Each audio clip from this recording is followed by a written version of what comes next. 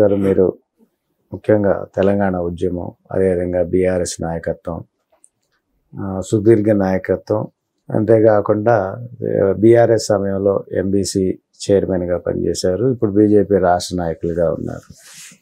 BJP రాష్ట్ర నాయకత్వంలో ఉన్న మీకు అంటే ఏ విధంగా ఉంది? అంటే ఉద్యమాల వైపు నుంచి మొదటి నుంచి ఉద్యమాల వైపు ఉన్న మీకు బీజేపీ నాయకత్వం అంటే ఎట్లా ఉన్నాయి? ఇదంతా కూడా భిన్నమైన వాతావరణం ఉంది. ఏం లేదు, ఇది ఒక ఉద్యమమే కదా, దేశం కోసం, ధర్మం కోసం. ఇది ఒక ఉద్యమమే. అంటే చాలామంది నన్ను డౌట్ పడతా ఉన్నట్టు, గవర్నమెంట్లో ఉండి మీరు ఎంబీసీ డెవలప్మెంట్ కార్పొరేషన్ చైర్మన్గా ఉండి బీఆర్ఎస్ పార్టీ స్టేట్ జనరల్ సెక్రటరీగా చేసి రేవంత్ రెడ్డి గారు మీకు పరిచయం ఉండి కూడా కాంగ్రెస్కు పోకుండా దీంట్లోకి ఎందుకు వచ్చారంటే నేను ఒకటే చెప్తాను, ఐఎమ్ నాట్ పైరవికార్, I'm not any business man, లేకపోతే రియల్ ఎస్టేట్ వ్యాపారి కాదు. నేను స్టూడెంట్, విద్యార్థి రాజకీయాల నుండి రావడం జరిగింది. రాజకీయాల్లో తెలుగుదేశంలో ఆనాడు పనిచేయడం జరిగింది. ఆ తర్వాత లాయర్గా పర్సూ చేస్తున్నప్పుడు తెలంగాణ ఉద్యమం డే 1 నుంచి ఫౌండర్గా టీఆర్ఎస్ పార్టీలో పనిచేస్తూ జనరల్ సెక్రటరీగా మొదటి నుండి నేను లాస్ట్ మొన్న చేరే వరకు కూడా ఉండడం జరిగింది.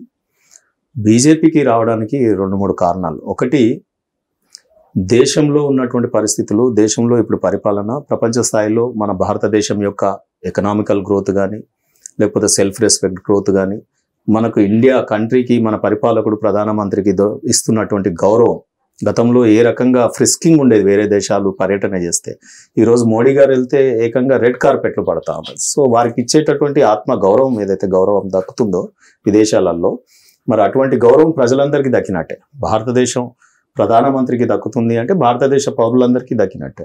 సో ఆ రకంగా అనేక కోణాలు దేశం వైపు. రాష్ట్రంకి వచ్చేసరికల్లా బీసీ అనేది, నేను మొదటి నుండి బీసీలకు అన్యాయం జరుగుతూ ఉంది, బీసీలకు న్యాయం జరగాలి అని కోరుకునే వాళ్ళలో నేను మొదటి వాడిని. ఆ ఉద్యమాలలో కూడా ఉన్నాను. కాబట్టి బీజేపీ పార్టీ వచ్చిన తర్వాత 3వ టర్మ్ ఇప్పుడు హ్యాట్రిక్ మోడీ గారు ఒక బీసీ కూడా ప్రధానమంత్రి కాగలుగుతారు. అది బీజేపీ పార్టీ వల్ల సాధ్యం. ఆ కోణం ఎక్కువ ప్రభావితం చేసింది, డెఫినెట్ గా చేసింది. ఎందుకంటే గాంధీ గారి కుటుంబం ఎవరైనా కావచ్చు, నెహ్రూ కావచ్చు, ఇందిరాగాంధీ కావచ్చు, రాజీవ్ గాంధీ కావచ్చు, తర్వాత సోనియా గాంధీ గారు, ఎంత లేదన్నా ఆమె ప్రధానమంత్రి ఎవరిని పెట్టినా, తర్వాత రాహుల్ గాంధీ గారు, వీళ్ళకే ఒక కుటుంబం లేదా ఒక డమ్మీ వ్యక్తిని పెట్టి పరిపాలన చేయడం, ఒక అంటే దాన్ని ఏమంటారు, ప్రధానమంత్రి ఎక్స్ అఫిషియో వెనకాల ఉండి నడిపేవారిని.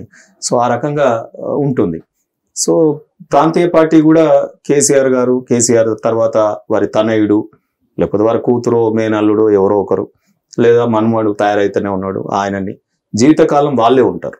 కానీ రియల్ ఆపర్చునిటీ మాలాంటి ఎడ్యుకేటెడ్స్కి కానీ, ఒక అడ్వకేట్గా కానీ, లేకపోతే బీసీలకు కానీ, లేదా అన్ని వర్గాలకు మీరు చూసినట్టయితే ఈ రాష్ట్రంలో మరి ప్రధానమంత్రి కాదు, రాష్ట్రపతిని కూడా ఒక ఆదివాసీ బిడ్డ ముర్ము గారి నియామకం కానీ, లేదా ఒక మైనార్టీ అబ్దుల్ కలాంని కూడా ఆ రోజు ఎన్డీఏ భాగస్వామిగా ఉన్నటువంటి వారు చేయడం కానీ, అంతకుముందు కోవింద్ లాంటి న్యాయ కోవిదుడు ఏది ఎస్సీని నియామకం చేయడం కానీ, ఆ తర్వాత ఎన్సీబీసీ ముఖ్యంగా 75 ఏళ్లలో అట్రాసిటీస్ అనేకం.